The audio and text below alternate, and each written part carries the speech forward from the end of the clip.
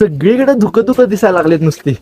आता 2 दिवस प्रथमेश मधनं व्हिडिओ टाकला नाही म्हणजे नक्कीच कुठेतरी फिरायला गेला असणार. तो गेला होता त्या सूरज चव्हाणचा ऐकून त्या डोंगरात. डोंगलाच्या ठिकाणी गेलाय का? डोंगलाच्या ठिकाणी मोठा डोंगर असतो डबट्यात तिथं पाऊस पडतो, गेलाय का?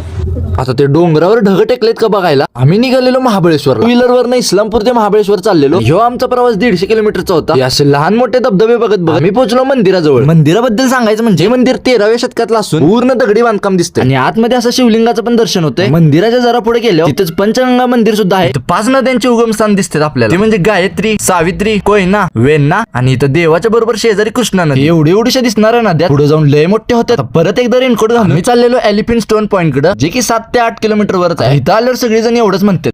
सगळीकडे धुकं धुकं दिसायला लागलेत नुसती. आई शपथ दाखवतात आबा. ह्या पॉइंट वरून समोर बघितलं की नाही आपल्याला प्रतापगड दिसतो. पण या धुक्यांमुळे काय दिसलेलं नाही आपल्याला. पुढच्या व्हिडिओ मध्ये की नाही आपण असा भला मोठा धबधबा बघायला जाऊया.